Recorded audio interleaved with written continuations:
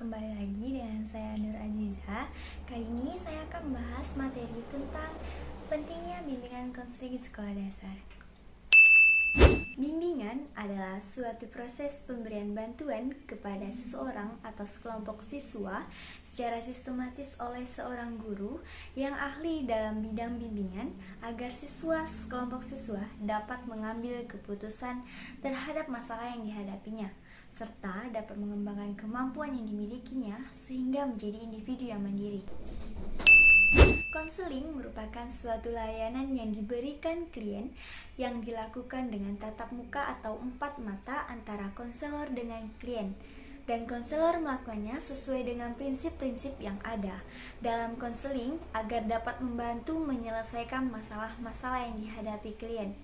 Nah, dengan demikian, kesimpulannya, bimbingan dan konseling adalah suatu layanan pemberian bantuan yang dilakukan konselor kepada peserta didik agar klien dapat memahami dirinya sendiri, membuat keputusan, memahami potensi yang dimiliki, mengetahui bagaimana mengembangkan potensinya tersebut, dan pastinya memiliki sifat tanggung jawab atas keputusan-keputusan yang akan diambilnya. Yang pertama, dapat menyelesaikan studinya sehingga dapat menentukan karirnya di kehidupan dalam masa yang akan datang. Yang kedua, dapat lebih mengetahui potensi yang dimilikinya sehingga dapat mengembangkan sesuai dengan kekuatan yang dimilikinya. Yang ketiga, dapat menyesuaikan dirinya di lingkungan masyarakat, keluarga, dan juga sekolah.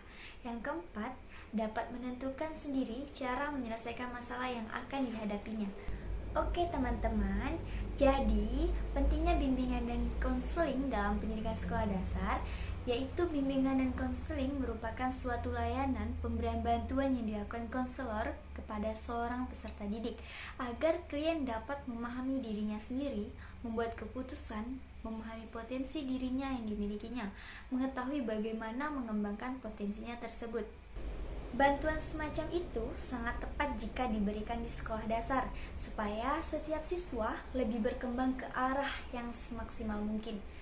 Oke, saat ini di sekolah dasar kegiatan bimbingan konseling tidak diberikan oleh guru pembimbing secara khusus seperti di jenjang pendidikan SMP dan SMA.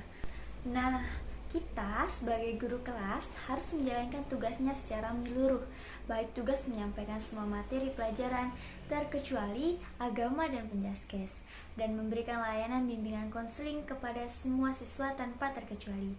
Guru sekolah dasar harus melaksanakan semua layanan bimbingan konseling agar setiap permasalahan yang dihadapi siswa dapat diantisipasi sedini mungkin sehingga tidak mengganggu jalannya proses pembelajaran.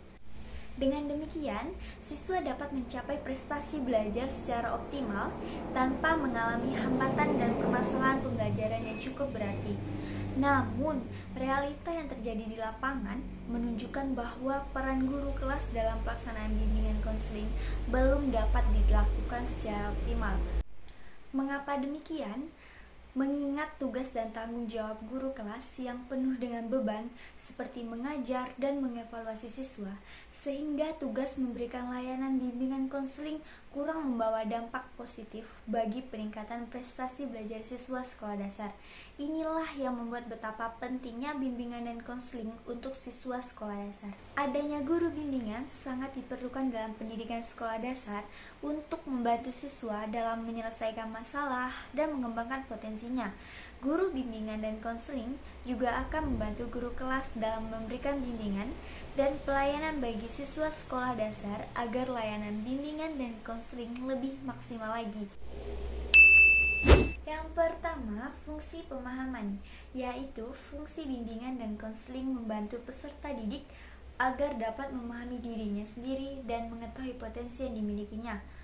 Berdasarkan pemahaman ini, siswa sekolah dasar diharapkan dapat memahami atau mengetahui potensi yang ia miliki dan dapat mengembangkan secara optimal. Nah, karena di usia sekolah dasar ini, siswa harus memulai dapat mengetahui potensi yang dimilikinya, karena semakin dini siswa mengetahui potensi yang dimilikinya, maka semakin optimal potensi itu dikembangkan.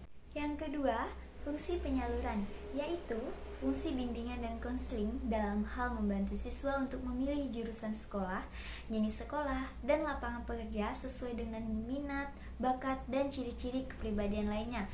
Nah, dalam hal ini, siswa sekolah dasar dibantu konselor dalam memilih sekolah atau jenis sekolah yang sesuai dengan prestasinya maupun bakatnya setelah ia lulus dari jenjang pendidikan sekolah dasar. Yang ketiga, fungsi preventif, yaitu fungsi bimbingan konseling yang berkaitan dengan upaya konselor untuk senantiasa mengantisipasi berbagai masalah yang mungkin terjadi dan berupaya untuk mencegahnya supaya tidak dialami oleh siswa sekolah dasar. Nah, melalui fungsi ini, konselor memberikan bimbingan kepada siswa tentang cara menghindarkan diri dari perbuatan atau kegiatan yang membahayakan dirinya. Adapun teknik yang dapat digunakan yaitu orientasi, informasi, dan bimbingan kelompok. Saat ini, siswa sekolah dasar sudah mulai menghadapi berbagai banyak masalah yang tidak seharusnya timbul di kalangan anak usia dasar.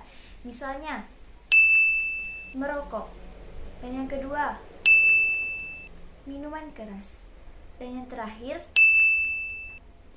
siswa sekarang sudah menggunakan motor secara berugal-ugalan yang tidak sesuai dengan aturan yang ada.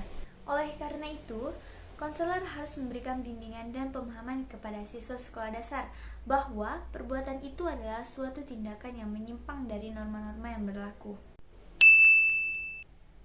Yang pertama, bimbingan pribadi. Dalam bidang ini, pelayanan bimbingan dan konseling membantu peserta didik dalam menemukan, memahami, dan mengembangkan sifat-sifat yang positif seperti mandiri, aktif, dan kreatif. Seperti yang pertama, pengenalan dan pemahaman tentang kekuatan diri sendiri dan penyalurannya untuk kegiatan-kegiatan yang kreatif dan produktif, baik dalam kehidupan sehari-hari, di sekolah, maupun peran untuk di masa depan. Yang kedua, pengenalan dan pemahaman tentang bakat dan minat pribadi, serta penyaluran dan pengembangan melalui kegiatan-kegiatan yang kreatif dan produktif. Yang ketiga, pengenalan dan pemahaman tentang kelemahan diri sendiri dan usaha penanggulangannya. Yang keempat, pengembangan kemampuan mengambil keputusan sederhana dan mengarahkan dirinya. Yang kedua, bimbingan sosial pelayanan bidang ini membantu peserta didik untuk dapat mengenal, beradaptasi, dan berhubungan dengan lingkungan masyarakat, dan juga mengenal norma-norma atau aturan-aturan dan nilai-nilai yang berlaku di masyarakat. Seperti yang pertama, pengembangan kemampuan berkomunikasi baik melalui ragam lisan maupun tulisan secara efektif.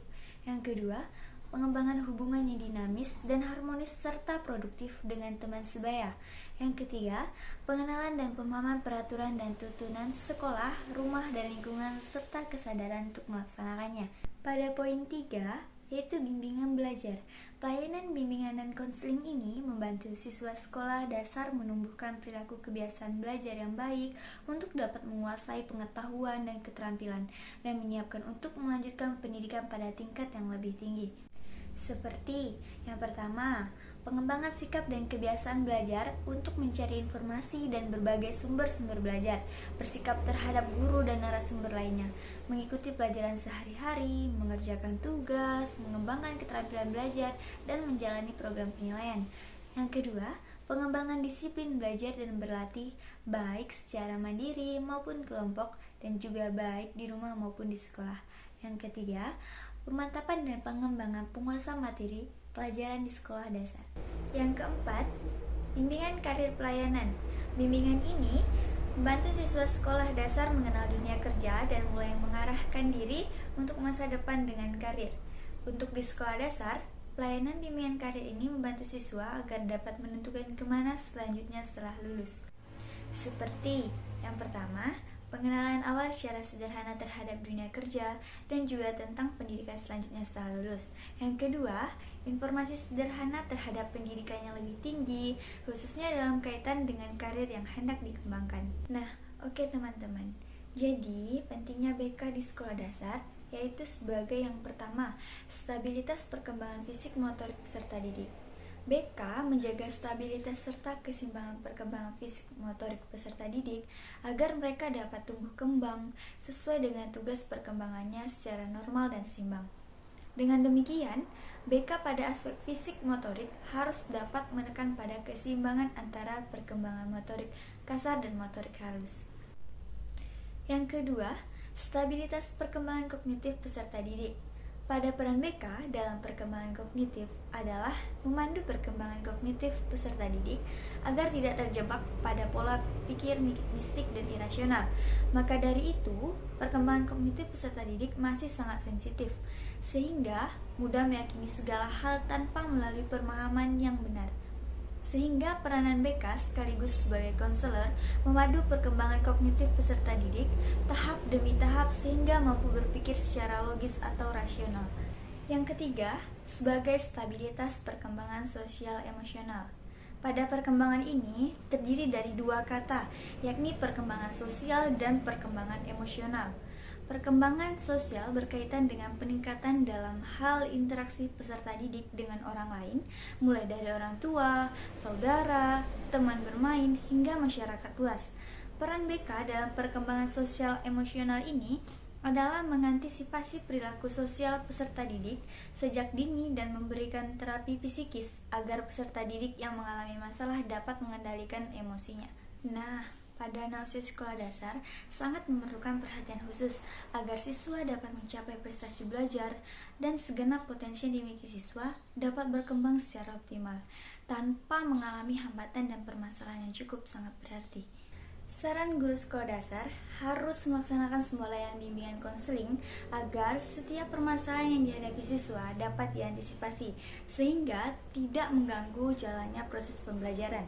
Dengan demikian, perlu adanya kerjasama dari semua pihak seperti orang tua, guru, dan kepala sekolah untuk membimbing peserta didik dan mengembangkan potensi dari dalam dirinya, baik potensi akademik dan non-akademik, serta membantu anak menyelesaikan permasalahan diri, sosial, dan emosi.